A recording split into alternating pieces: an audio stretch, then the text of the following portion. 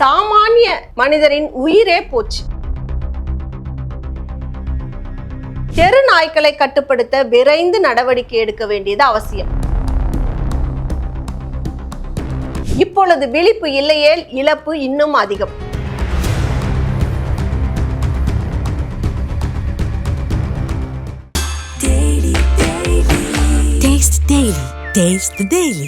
அறுவை சிகிச்சையில் கத்தை என்பது வரலாறு, ரோபோட்டிக் சர்ஜரி என்பது இன்றைய கூறு. தங்கம் புற்றுநோய் சிகிச்சை மையம், நாமக்கல் மற்றும் கான்பூர். சென்னையில் மட்டுமல்ல, தமிழகம் முழுவதுமே வீட்டு நாய்கள் மட்டுமல்ல, தெரு நாய்கள் தரும் தொல்லைகளும் அதிகரிச்சுட்டு வருது. தெருவுக்கு எப்பொழுதும் 10 நாய்கள் சுற்றிக்கிட்டே இருக்கு. அவ யாரை எப்பொழுது கடிக்கும்னே தெரியல. இந்த அச்சத்திலேயே மக்கள் அந்த இடத்த விட்டு நடமாடி கடந்து போறதா இருக்கு. இப்படிப்பட்ட சிக்கல்ல இருந்து தப்பிக்க புத்திசாலித்தனமா சிலர் என்ன பண்றாங்க, கையில பிஸ்கட் பாக்கெட்டோட போறாங்க.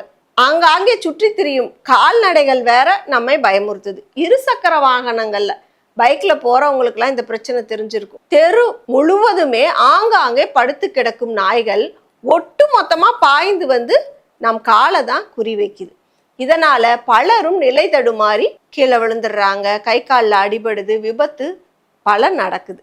ஓநாய் இனத்திலிருந்து பரிணாம வளர்ச்சியில் வந்தது தான் இந்த நாய்கள்னு சொல்லலாம். கூட்டமாகவே இருக்கும். ஒரு நாய் ஒருவரை தாக்குது அப்படின்னா மொத்தமாக எல்லா நாயும் வந்து அவங்கள தாக்குது.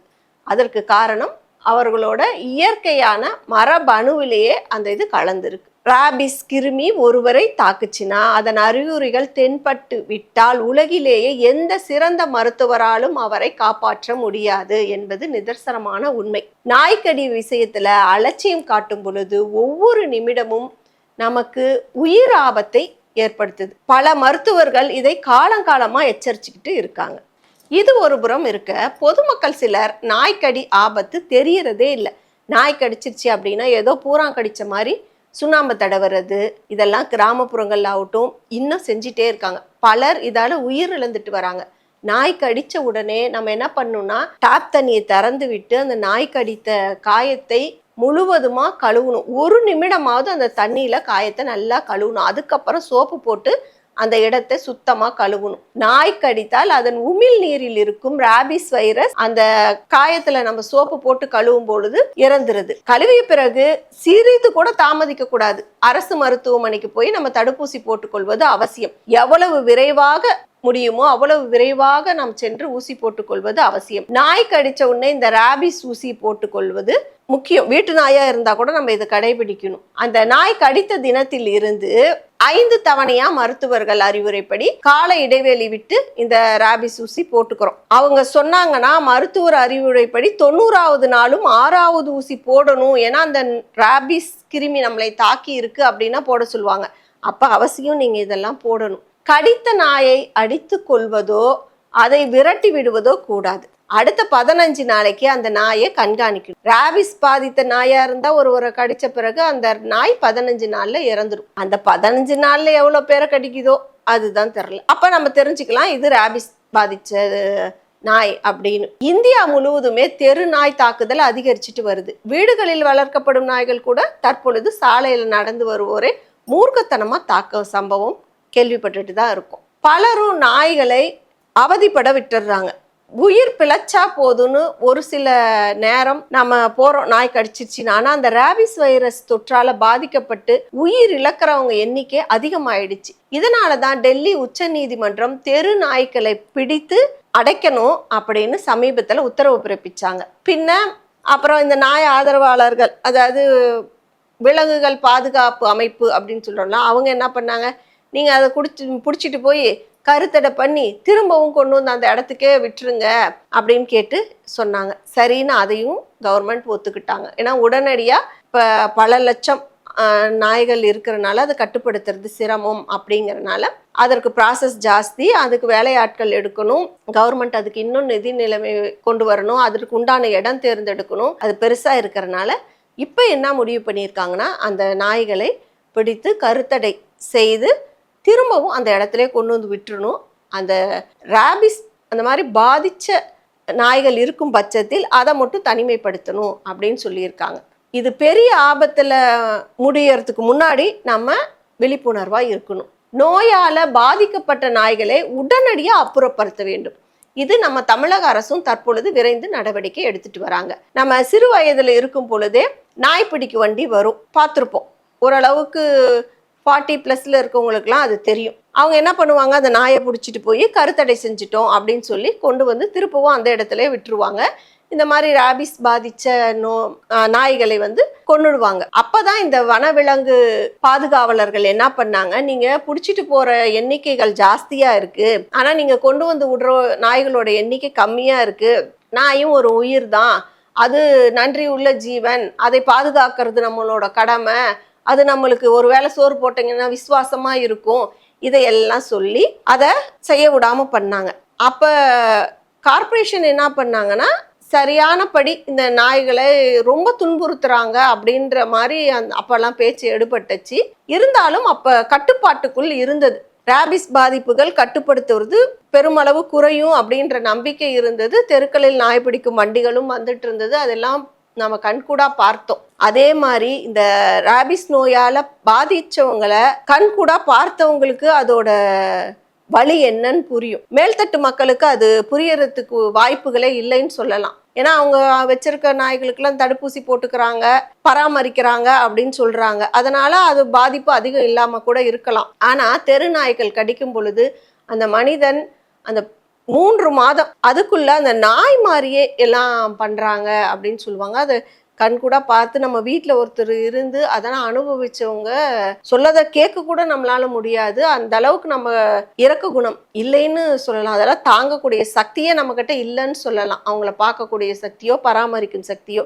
அதனாலதான் இந்த தெரு நாய்கள் அதிகரிச்சிருச்சு, இப்ப கட்டுப்படுத்த வேண்டியது அவசியம் அப்படின்னு கவர்மெண்ட் இவ்வளோ முன்னெடுப்பா இதை செஞ்சுட்டு வராங்க. அதற்கு நாமளும் ஒத்துழைப்பு கொடுக்கணும். வனவிலங்கு பாதுகாப்பு அமைப்பினர் எல்லாம் சொல்றாங்க, சரி இந்த நாய்களை அழிக்கிறது தப்பு அப்படின்னு நீங்க சொல்றீங்க, அப்பன்னா என்ன பண்ணும்? இப்ப கவர்மெண்ட் சொல்ற மாதிரி செய்யலாம்ல, அந்த நாய்களை பிடிச்சிட்டு போய் கருத்தடை பண்ணி திரும்பவும் அந்த இடத்துக்கே கொண்டு வந்து விட்டுறோன்னு.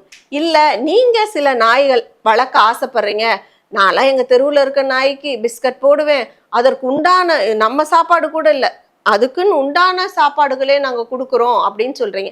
அப்பன்னா நீங்களே அந்த நாய்களை தத்தெடுத்து வளர்த்துக்கோங்க. அதே மாதிரி லைசன்ஸ் வாங்கி நாய்களை வளர்க்குறது அவசியம். 10 லட்சம் நாய் இருக்குன்னா 1000 நாய் 2000 நாய்க்கு தான் லைசன்ஸே வாங்குறாங்க அப்படின்ற கணக்கெடுப்பு இப்போ தெரிய வருது. இது எல்லாம் சின்ன சின்ன தப்பா போய் இப்போ பெரிய தப்பா வந்து நிற்கிது. இந்த கொரோனா காலகட்டம் இடையில வந்தது. அப்போ வந்து மனிதர்கள் நம்மளையே நம்ம பாதுகாக்கிறதே பெரிய விஷயமா இருந்தது. அப்போ நம்ம கால்நடைகளை பராமரிக்கிறது கம்மியாயிடுச்சு. அப்போ அந்த உணவு இல்லாமல் இந்த தெரு நாய்கள் என்ன பண்ணுது, ரொம்ப கடிக்க ஆரம்பிச்சிருச்சு. அதுக்கு நோய் பாதிப்பும் ஜாஸ்தி ஆயிடுச்சு. நம்ம போய் ஃபுட்டு கொடுக்கறதும் அதுக்கு இல்லை. அந்த நைட்டு கடைகளில் போய் அதெல்லாம் சாப்பிட்டு அப்போதைக்கு நம்ம போனோம்னா அவங்கள தாக்க வரோன்னு நினச்சி அது பிராண்டுறது அந்த மாதிரியெல்லாம் பண்ண ஆரம்பிச்சிருச்சு. இப்போ விழிப்புணர்வு தேவைப்படும் சமயமாக இருக்கிறதுனால இந்த ராபிஸ் பாதித்த நோய் பாதித்த நாய்களை அழிக்க வேண்டியது கட்டாயம். இது சாமானிய உயிரை தான் தாக்குது. அதனால மேல்தட்டு மக்களுக்கு இது புரியல. விழிப்புணர்வு இதற்கு உண்டான தீர்வும் இப்போ உடனடியாக தேவை. சமீபத்தில் தனியார் தொலைக்காட்சியில் கூட இதோட விவாதத்தை நீங்கள் பார்த்துருப்பீங்க. நாய்கள் வளர்க்குறவங்க சட்டப்படி உரிமை பெற்று வளர்க்க வேண்டும், அந்த மாதிரி உரிமை இல்லாத நாய்களை பிடித்து கருத்தடை செய்து அந்த இடத்துலையே கொண்டு வந்து விட்டுறலாம், ராபிஸ் பாதித்த நோய்களை அழிக்கலாம், அதுதான் இப்போதைக்கு உண்டான தீர்வா அதில் சொல்லியிருந்தாங்க. நாய்களுக்கும் நகரத்தில் உரிமை இருக்கு அப்படின்னு இந்த பிராணிகள் பற்றாளர்கள் பேசினாங்க. அது ஒரு நன்றி உள்ள விலங்கு, அன்பா பழகுனா அதுக்கு புரியும் அப்படின்னு. அதுக்குன்னு கிளாஸ் எல்லாம் எடுக்க முடியாது. நாய்கிட்ட போய் நீ அன்பா பழகுங்க, அப்போதான் நம்மக்கிட்ட அன்பா இருக்கும், அதெல்லாம் இப்போ சொல்றதுக்கு வாய்ப்பு இல்லை. ஒரு சின்ன குழந்தை, வயதானவர்கள், ஊனமுற்றோர் இவங்கெல்லாம் பாதிக்கப்படுறத கண் கூட தினமும் பார்த்துக்கிட்டே இருக்கும். ஒரு தெருவுலையும் ஒரு வண்டியில போறவங்களாவது இந்த நாய் தொல்லையினால கீழே உளுந்து கை கால அடிபட்டு வரவங்க எவ்வளோ பேர் இருக்காங்க. இதெல்லாம் அன்றாடம் நகலும் நிகழ்வா இப்போ ஆயிடுச்சு. வளரும் நாடுகள்ல இவ்வளோ பெரிய ராபிஸ் தாக்குதல் இருக்கிறது நல்லதில்லை. மக்கள் பாதுகாப்பா இருக்கணும். சாமானியர் ரோட்ல நடந்து போகும் பொழுது அது துரத்துனாவே பயந்து அலறி அடிச்சு ஓடி விபத்துல முடியுது. பண வசதி படிச்சவங்க கார்ல போறாங்க, அதனால உங்களுக்கு நாய் கடிக்கிறதும் இல்லை, அதோட துன்பம் என்னன்னு புரியறதும் இல்லை. அதனால அதை பற்றி உங்ககிட்ட பேசுறதுக்கும் ஒன்றும் இல்லை. இப்போ நாய் தெருவில் இருக்கும்போது உணவு போடுறதும் சட்டப்படி குற்றம்னு சொல்லிட்டாங்க. அதனால நீங்கள் தத்தெடுத்து நாயை வளர்த்துக்கோங்க. இல்லைன்னா இப்போ கவர்மெண்ட் சொல்கிற மாதிரி கவர்மெண்ட்டுக்கு ஒத்துழைப்பு கொடுங்க. சாமானிய மக்கள் இனிமேல் பாதிக்கிறது இருக்கக்கூடாது.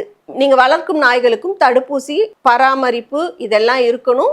இந்த தெருநாய்களுக்கும் தடுப்பூசி பராமரிப்பு கண்டிப்பாக இருக்கணும். இந்த கருத்தடையும் பண்ணணும். இதெல்லாம் செஞ்சாதான் நம்ம இந்த ரேபிஸ் நோயை முற்றிலும் ஒழிக்க முடியும். தமிழ்நாட்டில் மொத்தம் 5 கோடிக்கு மேலே நாய் பெருகிடுச்சின்னு சொல்கிறாங்க.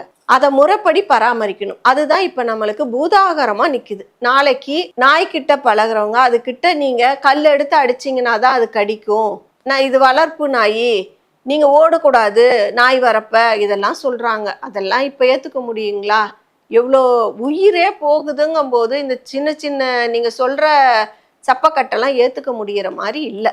ரேபிஸ் அந்த நோய் வந்துடுச்சு, அந்த நாய் நம்மளை கடிச்சிருச்சுன்னா 10-15 நாளைக்குள்ள அந்த நாய் எவ்வளோ பேரை கடிக்குது, அத்தனை பேருக்கும் அந்த நோய் வரும். சாமானிய மனிதர்களின் உயிர் பாதுகாக்கப்பட வேண்டியது அவசியம். அது எல்லாம் நம்மளும் சாமானிய மனிதராக இருந்து சொல்கிறோம். சுமார் 6 கோடிக்கு மேலே நாய்கள் இருக்குது தமிழகத்தில் மட்டும். சில கணக்கு விவரங்கள் அதை சொல்லுது. ரேபிஸ் தவிர்த்து ஏராளமான நோய்களால் பாதிக்கப்படுறோம். ஏன்னா நாய் கழிவில் ஏராளமான நோய்கள் மக்களுக்கு ஏற்படுது. இந்த நாய்கள் மேல அன்பு வைக்கிறோம் அப்படின்னு சொல்லிட்டு இவங்க டாக் லவ்வர்ஸ் உணவெல்லாம் போடுறீங்க. அதெல்லாம் நாயை தத்தெடுத்து வளர்த்து நீங்க போடுங்க. சில சமயங்கள்ல உணவு கிடைக்காத பொழுது அது சாமானியர்களை கடுமையா தாக்குது. அதை நீங்க உணரணும். நாய் நம்மளுக்கு பாதுகாப்பு அப்படின்னு சொன்னாலும் காவல்துறை, அரசாங்கம் இதெல்லாம் நம்மளை காக்கிறதுக்கு தாங்க இருக்கு. அதை புரிஞ்சுக்கணும் நீங்க ஃபர்ஸ்ட். கிராமப்புறங்களில் இருக்கவங்களுக்கு அவங்க காடு, நிலம், தோட்டம், துறவு இதெல்லாம் பாதுகாக்கிறதுக்கு இருக்கு. நாய் வச்சுக்கலாம். அவங்களும் இனிமேல் லைசன்ஸ் வாங்கி வச்சுக்கலாம். நம்ம டவுனில் இருக்கோம், நம்மளுக்கே இங்கே இடம் இல்லை. நீங்கள் தெருவுக்கு 10 நாய் 20 நாய் வச்சுட்டு என்ன பண்ண போகிறீங்க? வீட்டில் இருக்க ஒரு நாயை நீங்கள் செல்லமாக வளர்த்துக்கோங்க, முறைப்படி பராமரிச்சுக்கோங்க. தெரு நாய்களை கட்டுப்படுத்துவதில் அரசாங்கத்துக்கு ஒத்துழைப்பு கொடுக்கிறது அனைத்து மக்களோட கடமை. ஏதோ ஒரு சூழ்நிலைக்காக வெளியில் போயிட்டு வரும் குழந்தைகளையும் விளையாடுபவர்களையும் தாக்குது இந்த நாய். பெரியோர்களை நாய் கடிச்சு உயிருக்கே ஆபத்து அப்படிங்கிறது ஏற்றுக்கொள்ளப்படாது. ஒருவேளை நாய் நீங்கள் வளர்த்தே ஆகணும் அப்படிங்கிற பட்சத்தில் தனியாக ஒரு பண்ணை வச்சு அதற்குண்டான இடங்களை வச்சு தெருநாய்களை எல்லாம் கூட்டிகிட்டு போய் முறையாக பராமரித்து அந்த இடத்துல வச்சு சோறு போட்டுக்கோங்க. தெருவில் இனிமேல் சோறு போடாதீங்க.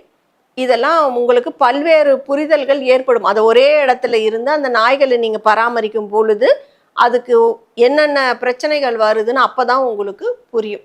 அரசும் இப்போ இதற்கு பல முயற்சிகளை எடுத்துட்டு இருக்கு. உணவு சங்கிலியின்படி பூமியில் ஒவ்வொரு உயிரும் வாழ தார்மீக உரிமை உண்டு. அதே நேரத்தில் அவைகளால் ஏற்படும் இயற்கையான நோய் பாதிப்புகளை தடுக்க அரசு நிர்வாகம் முயற்சி எடுக்குது. எங்கும் அலட்சியம், எதிலும் அலட்சியம் தொடர்ந்தால் இழப்பு என்பது தொடரும். விழிப்போடு இருக்க வேண்டிய அவசியம். ஆபத்தை விளைவிக்கும் வகையில் பொது இடங்களில் நாய்களை திரியவிட்டால் உரிமையாளர்கள் மீது கடும் நடவடிக்கை எடுக்கப்படும் என சென்னை மாநகராட்சி எச்சரிக்கை விடுத்திருக்காங்க. செல்லப்பிராணிகளை உரிமையாளர்களுக்கான வழிகாட்டு நெறிமுறைகளையும் தெரிவிச்சிருக்காங்க. அது பாராட்டுக்குரியது, வரவேற்கக்கூடியது. இதனை மீறும் உரிமையாளர்கள் மீது சட்ட நடவடிக்கை எடுக்கப்படும் என மாநகராட்சி அறிவிச்சிருக்கு. விதிகளை கடைபிடிக்காத நாய்களின் உரிமையாளர்களை பற்றி புகார் தெரிவிக்க 1913 என்ற பிரத்யோக தொலைபேசி எண்ணும் வெளியிட்டிருக்காங்க. தெரு நாய்க்கடி, ரேபிஸ் நோய் இனி இல்லை அப்படின்றது வரணும். எப்படி நம்ம போலியோ ஒழிச்சோமோ அதே மாதிரி இந்த ரேபிஸ் நோய் எல்லா வளரும் நாடுல இருக்க வேண்டியது அவசியம். நாம வளர்ந்து வரும் பெரிய நாடு. அப்ப இந்த ரேபிஸ் நோய் இல்லாமல் இருக்குது அவசியம். இது பொதுமக்களுக்கு ஒரு விழிப்புணர்வு ஏற்படுத்தும் நிகழ்ச்சி. இது போன்ற தகவல்களுக்கு கிங் டிவியுடன் இணைந்திருங்கள். நன்றி.